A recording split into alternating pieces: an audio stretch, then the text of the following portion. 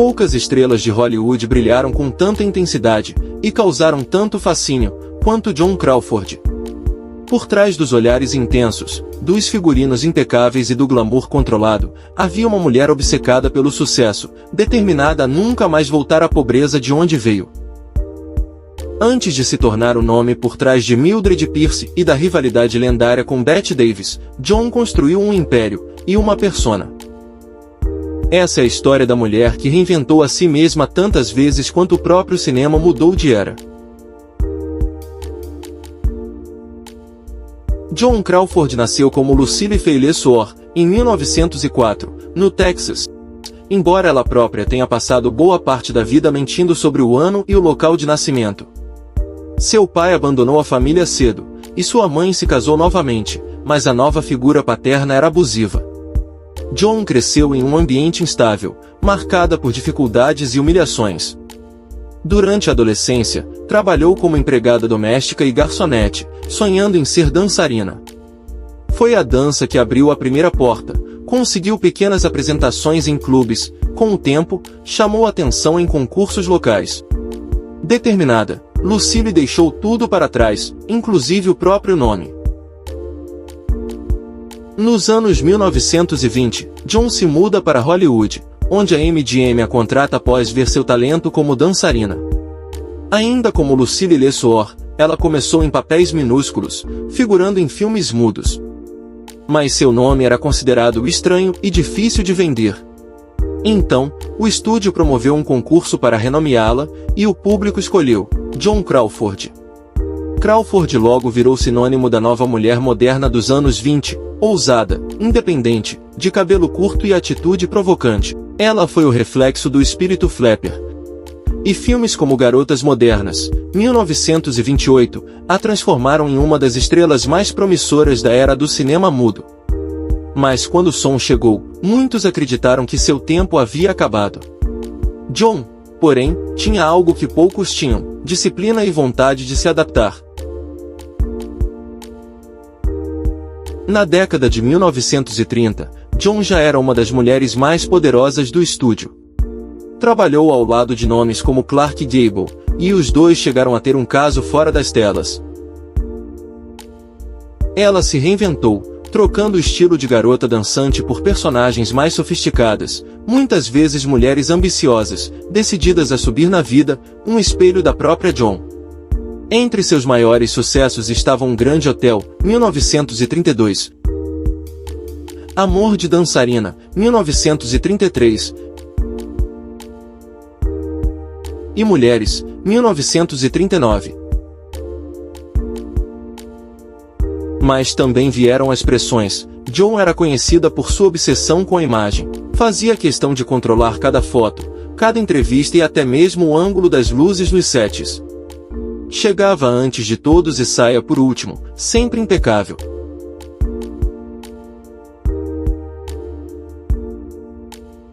No final dos anos 1930 e início dos 1940, a carreira de Joan começou a desandar. Seus filmes começaram a ser chamados de venenos de bilheteria, e ela passou a ser vista como ultrapassada. A MGM, que a tinha como um dos pilares do estúdio, decidiu não renovar seu contrato. Foi um golpe duro, mas Joan se recusou a desaparecer.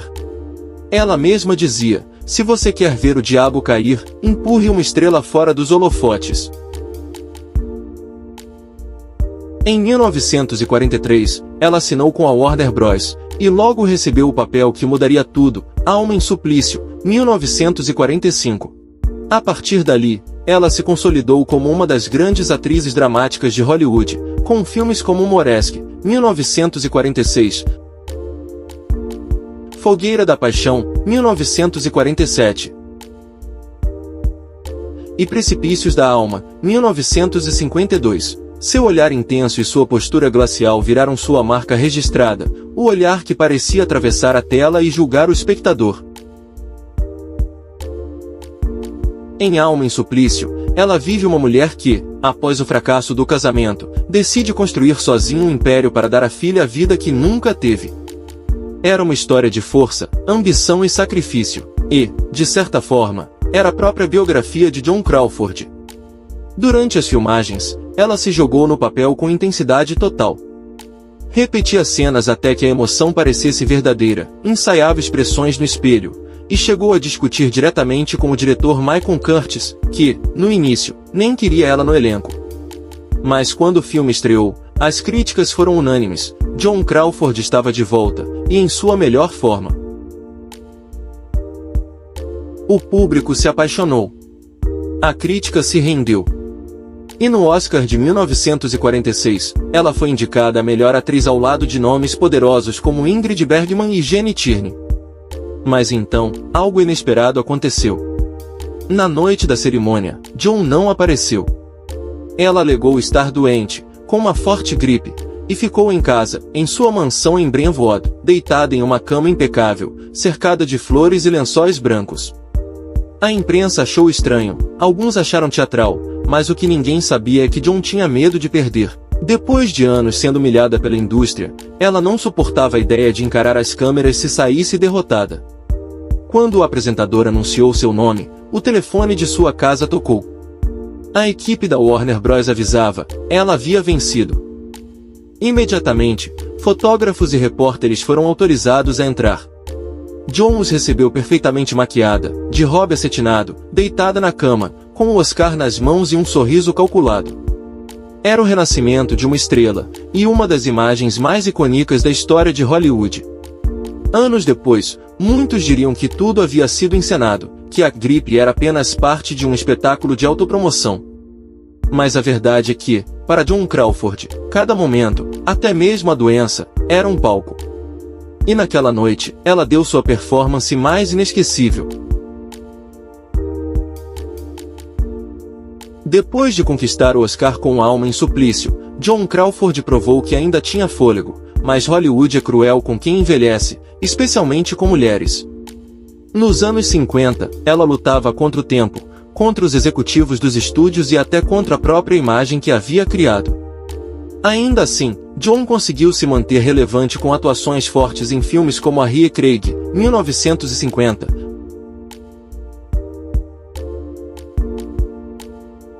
Precipícios da Alma, 1952, pelo qual recebeu outra indicação ao Oscar.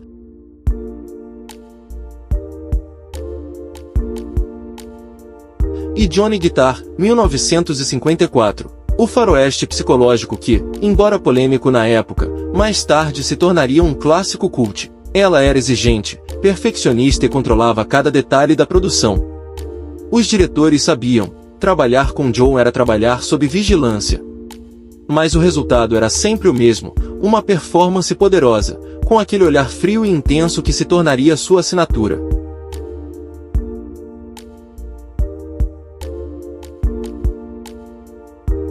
Nos bastidores, Joan também fazia parte do conselho da Pepsi Cola, graças ao seu casamento com o empresário Alfred Steele, um dos executivos mais respeitados da empresa. Foi um período em que ela viveu o luxo e o poder fora das telas, até que Steele morreu subitamente, em 1959. A viúva Joan Crawford, agora sozinha e com quase 60 anos, se viu em uma Hollywood que já não tinha mais espaço para ela. O tempo passava, mas Joan nunca deixou de procurar novos desafios. Foi ela quem descobriu o livro Que Terá Acontecido a Baby Jane? E teve a ideia de levá-lo para o cinema. Ela acreditava que aquela história sobre duas irmãs ex-atrizes, presas em uma casa e em uma rivalidade tóxica, seria a chance de um grande retorno, e pensou imediatamente em quem seria perfeita para o papel da irmã rival, Bette Davis. Sim, a ideia de unir as duas das mulheres mais fortes, talentosas e orgulhosas de Hollywood, foi da própria Joan Crawford. A produção começou em 1962, e o set virou um campo de batalha. Joan e Bette trocavam farpas, manipulavam a imprensa e transformaram o bastidor em um espetáculo à parte. Mas a verdade é que a rivalidade ajudou o filme a se tornar um sucesso. O que terá acontecido a Baby Jane? Foi um fenômeno de bilheteria e crítica, e rendeu a Bette Davis uma indicação ao Oscar, o que, claro, Joan não perdoou.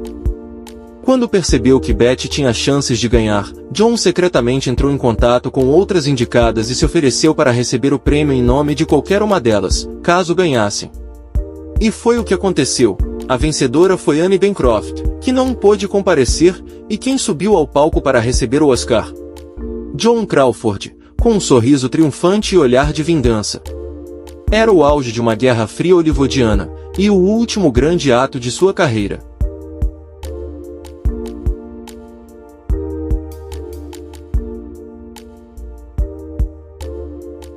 Depois de Baby Jane, Joan continuou trabalhando, mas o brilho já não era o mesmo. Ela atuou em Almas Mortas, 1964, um terror psicológico de baixo orçamento produzido por William Castle, e o filme foi um sucesso inesperado, consolidando uma nova fase de Joan, a rainha do horror psicológico. Vieram outros títulos no mesmo estilo, como Espetáculo de Sangue, 1967, e Trog, 1970, seu último trabalho no cinema. Fora das telas, ela vivia cada vez mais reclusa. Seu perfeccionismo beirava a obsessão, ela evitava ser fotografada em público e se afastou completamente dos holofotes depois de uma aparição em 1974, quando uma foto ao lado da atriz Rosalind Hansel foi publicada e Joan, ao se ver envelhecida, decidiu nunca mais sair de casa. Nos anos seguintes, ela viveu em um apartamento em Nova York, cercada por lembranças, retratos e troféus do passado. Em 1977, Joan Crawford morreu de ataque cardíaco, aos 73 anos. Por trás da imagem impecável de Joan Crawford, havia uma mulher em busca constante de amor e de aprovação. Ela viveu intensamente, apaixonou-se muitas vezes, e como em seus filmes, raramente teve um final feliz. Seu primeiro grande amor foi Douglas Fairbanks Jr., o herdeiro da realeza de Hollywood. O casamento, no final dos anos 1920, parecia um conto de fadas. Ela, a estrela em ascensão, ele, o filho do casal mais poderoso de Los Angeles. Mas a alta sociedade nunca aceitou Joan, viam nela uma garota de origens humildes tentando subir demais. Douglas era encantador, mas o casamento se perdeu em meio a festas, ambição e infidelidades. Ainda assim, foi um dos relacionamentos mais sinceros de sua vida. Depois vieram outros homens. O ator Franchot Tom, com quem se casou em 1935. Tom era culto, refinado, parte da elite teatral de Nova York. Joan, insegura, transformou o casamento em uma tentativa de moldar-se ao que ele queria. Ela bancou os filmes, cuidou da carreira dele, e, no processo, o afastou. Tom se cansou da intensidade de Joan e do controle sufocante. O divórcio veio em 1939, mas os dois mantiveram amizade por toda a vida. O terceiro marido foi Philip Terry, também ator, com quem ficou apenas alguns anos. Durante esse período, Joan começou a realizar o sonho que Hollywood lhe negava, o de ser mãe. Ela tentou ter filhos biológicos, mas enfrentou dificuldades, e acabou adotando 4 crianças, Christina, Christopher, e as gêmeas Cat e Cindy. Para o público, ela era a mãe perfeita, sorridente em capas de revistas, amorosa e dedicada. Mas dentro de casa, a realidade era bem diferente. Joan exigia a perfeição de tudo e de todos, inclusive das crianças. Tudo tinha que estar impecável, roupas, comportamento, até o modo de falar. Christina, a mais velha, cresceu sob regras rígidas e castigos severos, que décadas depois ela descreveria como abusos. Apesar disso, Joan realmente acreditava que estava oferecendo aos filhos o que nunca teve: estrutura, segurança e disciplina. Mas para quem convivia com ela, o amor de Joan vinha acompanhado de controle. Quando seu testamento foi aberto, 2 de seus 4 filhos, Christina e Christopher, foram deserdados, recebendo apenas uma nota fria que dizia, por razões que lhes são bem conhecidas, não deixo nada a eles. Nos anos 50, ela finalmente se casou com Alfred Steele, presidente da Pepsi Cola. Foi o relacionamento mais estável da sua vida. Joan se tornou uma verdadeira dama da sociedade americana, elegante, respeitada, envolvida em reuniões corporativas e eventos públicos. Ela costumava dizer que Alfred foi o único homem que realmente a tratou como igual. Quando ele morreu repentinamente em 1959, Joan ficou devastada. Mas mesmo no luto, transformou a dor em imagem, apareceu nas manchetes vestida de preto, serena, imponente, a viúva perfeita. Depois de Steel, ela nunca mais se casou. Dizia que já tinha se casado bastante, e que agora, só pertencia a John Crawford. Em 1978, um ano após a morte da atriz, o mundo seria abalado por uma revelação. Sua filha adotiva, Christina Crawford, lançou o livro Mamãezinha Querida, uma biografia que descrevia John como abusiva, violenta e obcecada por controle. O livro detalhava castigos físicos, humilhações e um perfeccionismo cruel, retratando uma mulher completamente diferente da imagem pública da estrela elegante e amorosa. O escândalo foi imediato. Alguns colegas defenderam John, dizendo que Christina exagerava, outros, em silêncio, confirmaram que a atriz podia ser implacável fora das câmeras. Em 1981, o livro foi adaptado para o cinema com Faye Dunaway interpretando John Crawford, e, mesmo sendo criticado por sua dramaticidade, o filme consolidou a imagem da atriz como uma figura sombria e perturbada. Mamãezinha Querida apagou parte do brilho, mas também manteve o nome de John Crawford vivo no imaginário popular. Talvez, no fim, essa fosse a ironia final. Mesmo em sua queda, John continuava sendo assunto, continuava sendo um espetáculo.